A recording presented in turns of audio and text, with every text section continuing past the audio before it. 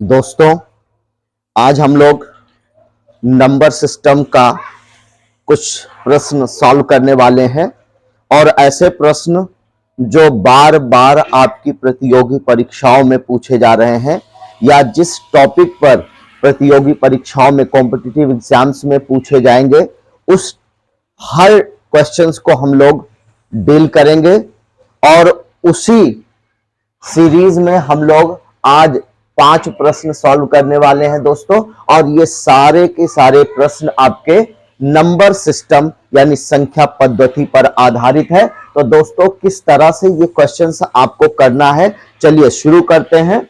शुरू करने से पहले हम लोगों को यह भी जानना जरूरी होता है कि नंबर सिस्टम एक ऐसा टॉपिक है जो बड़ा ही इंपॉर्टेंट टॉपिक माना जाता है, जिसमें लगभग हर तरह के प्रश्न इंक्लूड किए जाते हैं, शामिल किए जाते हैं।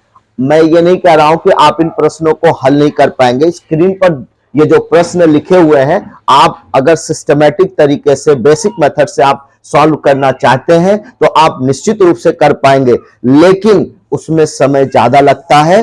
तो चलिए कुछ कॉन्सेप्ट हम लोग आज सीखेंगे और जितने भी प्रश्न दिए गए हैं बस मुश्किल से 5 से 7 सेकंड के अंदर आप दिए गए सभी प्रश्नों को हल कर लेंगे। तो चलिए पहला प्रश्न लेते हैं दोस्तों। पहला प्रश्न दिया गया, यदि संख्या x 6 और 21 से विभाज्य है तो 5 यक्ष का मान क्या होगा। दोस्तों, यहां क्वेश्चन मार्क लगा हुआ है, इसकी वैल्यू पूछ रहा है। यानी प्रश्न क्या है, कह रहा है यदि संख्या x, यानी x क्या है, कोई संख्या दी गई है, x कोई नंबर है, कह रहा अगर ये नंबर 6 और 21 से विभाज्य है, यानी कि यहां जो नंबर है x, अगर ये कोई नंबर है और उसको हम 6 से विभाजित करना चाहें और 21 से विभाजित करना चाहें, यानी कि काटना चाहें या भाग देना चाहें, तो 5x का मान क्या होगा। 5x की वैल्यू पूछ रहा है दोस्तों। यानी अगर हमें x की वैल्यू पता हो जाए, किसकी वैल्यू, x की वैल्यू अगर हमें पता चल जाए, x का मान अगर हमें पता चल जाए, तो उसको 5 से मल्टीप्लाई कर दे। 5x का मतलब, यानी जो नंबर यहां दिया गया है ये 5 बार लिखा हुआ है, यानी कि 5 गुना वो नंबर है, यानी कि ये 5 जो नंबर यहां पर होगा, x की वैल्यू होगी, उसका ये 5 गुना होगा। ठीक है, जो आंसर आएगा आपका। तो फिर से समझिए, कह रहा है कोई संख्या है, कोई संख्या x है, अगर हम उसको 6 से या फिर 21 से विभाजित करते हैं, वो संख्या अगर विभाज्य है, मतलब अगर उसको हम डिवाइड करेंगे तो 5x की वैल्यू क्या होगी। तो x का जो भी मान आएगा दोस्तों, उसका 5 गुना करने पर ही हमें वो आंसर मिलने वाला है। तो पहला ऑप्शन हमारा क्या है, 110 है, दूसरा ऑप्शन है 210, तीसरा ऑप्शन है 310, चौथा ऑप्शन है आपका 410। तो इसमें से कौन सा आंसर सही आंसर होगा, चलिए सीखते हैं दोस्तों। तो सबसे पहला काम आपको क्या करना है कि इस तरह की अगर संख्याएं आपको दी गई हो तो आपको 6 और 21 का क्या निकालना है, एलसीएम निकालना है। तो एलसीएम भी आपका ट्रेडिशनल मेथड, पारंपरिक तरीके से आप निकालेंगे तो लंबा जाएगा, तो उसको भी आप शॉर्ट ट्रिक से जाने कि कैसे करेंगे। जैसे ये 6 है और ये 21 है, आपको ये दिमाग लगाना है कि 6 यानी ऐसी कौन सी संख्या है जिससे हम 6 को भी काट सकते हैं और 21 को भी काट सकते हैं। तो 3 ऐसी संख्या है कि 3 दूना 6 और 3 सते 21, 3 का पहाड़ा पड़ेंगे तो 3 दूना 6 और 3 सते 21, यानी 3 2 जा 6 और 3 7 जा 21 आ जाएगा। तो यानी 3 से दोनों संख्या आपकी कट रही हैं, 6 भी कट रहा है और 21 भी कट रहा है। तो इसमें दोनों संख्याएं काटी नहीं जाती हैं दोस्तों। बस ये आपको समझना है कि एक संख्या चाहे आप इसको काट दीजिए और चाहे आप इसको काट दीजिए। अगर आप 3 से इसको काटते हैं तो 3 दूना 6 2 बार जाएगा, और 2 बार जाएगा तो 2 बार गया, इसको 21 से आप मल्टीप्लाई कर देंगे तो 21 दूना कितना आ जाएगा, 42 आ जाएगा। या आप इसको काट दें तो 3 सते 21, 3 7 जा 21, यानी 7 बार जा रहा है, 7 टाइम जा रहा है, तो 7 को 6 से मल्टीप्लाई कर लीजिए, 7 को 6 से मल्टीप्लाई कर लीजिए तो कितना हो जाएगा, 7 छंग 42, यानी दोनों ही कंडीशंस में आपका कितना आएगा, 42 आएगा, 42 आएगा। तो ये समझ पा रहे होंगे दोस्तों, यानी कि एलसीएम को हम भी शार्ट में कर लेंगे कि यानी कि 6 और 21 एक ऐसी संख्या से कटनी चाहिए, तो 3 ऐसी संख्या है जिससे हम 6 को भी काट सकते हैं और 21 को भी काट सकते हैं। तो देखिए यहीं पर आप कैंसिल कर, आपको लिख के बता दे रहे हैं, नहीं तो इसको आप बिना पेन पेपर के भी कर सकते हैं। तो चाहे इसको काट दीजिए चाहे इसको काट दीजिए। अगर 3 से काटते हैं तो 3 सते 21 हो जाएगा दोस्तों, इसको काटने की जरूरत नहीं है। तो 7 छंग कितना होगा 42। तो यानी x की जो वैल्यू आ रही वो कितनी आ रही दोस्तों, x की जो वैल्यू आई वो कितनी आ गई 42 आ गई। अब चूंकि ये इसका 5 गुना है, कितना है 5 गुना है, तो 42 पंचे कितना होगा दोस्तों, आपका वही आंसर हो जाएगा। तो 42 पंचे 210, यानी 2 पंचे कितना होगा 10 के शून्य लिखेंगे और 2 चौक 8, सॉरी 5 दूना 10 हो जाएगा, 5 दूना 10 का शून्य लिखेंगे।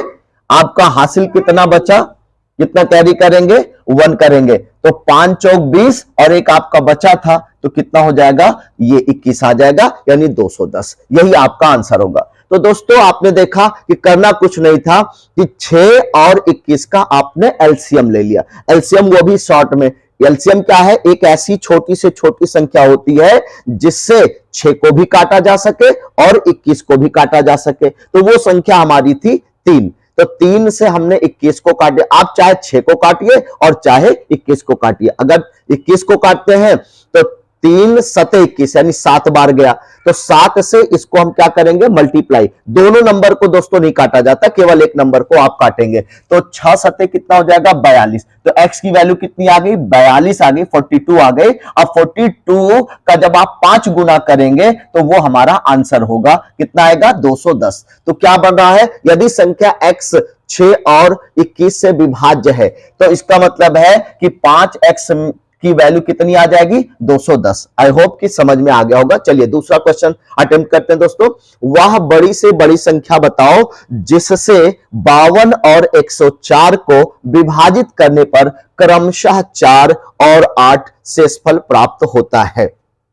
पहले हम प्रश्न को समझेंगे दोस्तों, क्या कह रहा है, वह बड़ी से बड़ी संख्या बताओ, वह बड़ी से बड़ी संख्या बताओ जिससे 52 और 104 को विभाजित करने पर, 52 और 104 को विभाजित करने पर क्रमशः कितना शेषफल आना चाहिए, कितना रिमाइंडर होना चाहिए, 4 और 8 शेषफल प्राप्त होता है। तो कह रहा है ये जो ऑप्शन दोस्तों दिया गया, पहला ऑप्शन है 18 18, दूसरा ऑप्शन है 28 28, तीसरा 38, चौथा 48, ये हमारे 4 ऑप्शन दिए गए। अब कह रहा है कि वह बड़ी से बड़ी संख्या बताओ, यानी कोई संख्या है, अगर हम उसको 52 से भाग दें या 104 से भाग दें तो कितना आना चाहिए दोस्तों, या तो 18 या 28 या 38 या फिर 48, इसमें से क्या हो सकता है। तो इसके लिए भी दोस्तों आपको करना क्या है कि आप यहां पर देख लीजिए, कह रहा है कि वह बड़ी से बड़ी, आप ऑप्शन से भी यहां पर चेक कर सकते हैं कि बड़ी से बड़ी संख्या कह रहा है, तो यहां पर 48 सबसे बड़ी संख्या है, 48 सबसे बड़ी संख्या है। अगर आप 48 से 52 को या 48 से 104 को भाग करके देखें तो क्या कितना प्राप्त होता है, क्या 4 और 8 शेषफल मिलता है, अगर हां तो आपका उत्तर 48 होगा, 48 होगा। क्योंकि अगर हम 18 से दोस्तों 52 को भाग करेंगे तो 4 शेषफल नहीं बचेगा, 28 से भाग करेंगे 28 दूना 56, डायरेक्ट 56 चल जाना, यानी इससे ज्यादा 2 बार भी जाने पर ले जाने ज्यादा हो रहा है, 1 बार ले जाएंगे तो नहीं होगा।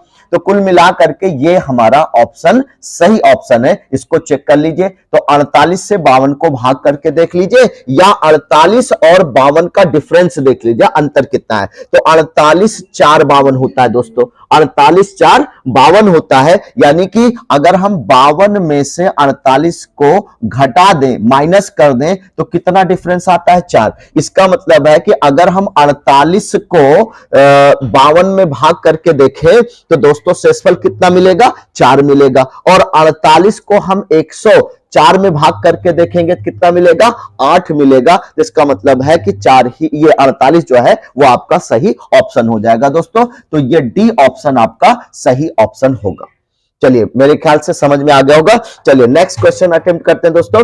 कह रहा है वह छोटी से छोटी संख्या बताओ जिसे 8 और 14 से विभाजित करने पर शेषफल क्रमशः 5 और 11 प्राप्त होता है। तो कह रहा है वह छोटी से छोटी संख्या बताओ। इसमें लिस्ट नंबर पूछा जा रहा है, छोटी से छोटी संख्या पूछी जा रही है कि बताओ वो कौन सी होगी, 52 होगी कि 53 होगी, 54 होगी, 55, 52, 53, 54, 55। 4 ऑप्शन आपके दिए गए हैं।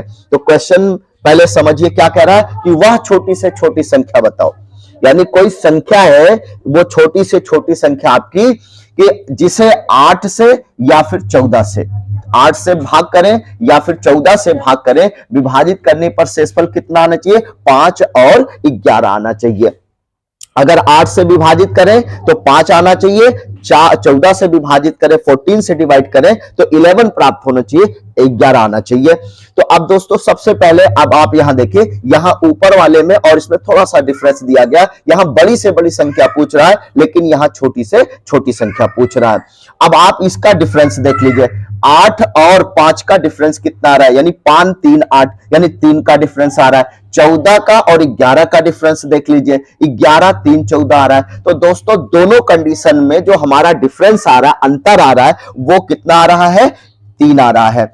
अंतर का मतलब ये होता है कि 8 में से 5 घटाएंगे तो जो मिलेगा वो अंतर होगा, 14 में से आप 11 घटाओगे तो जो आएगा वो आपका अंतर होगा। तो 8 में से 5 घटाएंगे तो 3, यानी 5 और 8 का जो अंतर आया है कितना है, 3 आया। ऐसे 14 और 11 का अंतर कितना होता है, 3, 11 3 14।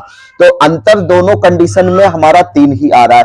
तो आपको आंसर कैसे मिलेगा दोस्तों ऐसी संख्याओं को सॉल्व, ऐसे क्वेश्चन में देखिए सबसे पहला काम करेंगे, 8 और 14 का एलसीएम लेंगे। 8 और 14 का क्या करेंगे, एलसीएम लेंगे, और जो एलसीएम आएगा उसमें से हम क्या करेंगे, जो अंतर आ रहा है, डिफरेंस आ रहा है, उसको माइनस करेंगे। परेशान होने की जरूरत नहीं है दोस्तों, आप आराम से समझिए। देखिए 8 और 14 का वो मेथड नहीं अपनाना, बस आपको शॉर्ट मेथड अपनाना है। और एलसीएम कैसे निकालेंगे, एक ऐसी संख्या जिससे 8 भी कट जाए और 14 भी कट जाए। वो कौन सी संख्या है दोस्तों, देखिए यहां पर 8 है, यहां 14 है, तो 2 से ये भी कर सकता है, 2 से ये भी कर सकता है, ठीक है। तो 2 से अगर हम इसको काटें तो चाहे 8 को काट दीजिए, तो 8 काट में काटेंगे तो 2 चौके 4 बार जाएगा, और 14 में 2 का पहाड़ा करेंगे तो 2 सते 14, कितनी बार जाएगा, 2 सते 14, 2 सते 14, तो 7 बार। अब इसको काटने की जरूरत नहीं होती, केवल एक नंबर आप कट करेंगे तो 7 बार यहां गया और यहां 8 है, तो 8 सते कितना होगा दोस्तों, 56। 8 का जब 7 से आप मल्टीप्लाई करोगे तो कितना आएगा दोस्तों, आपका 56, 56 आ गया। अब आपका डिफरेंस कितना आया था, 3 आया था। 8 में से 5 घटाएंगे तब भी 3 आया था, 14 में से 11 घटाएंगे तब भी 3 आएगा। तो यही 3 आप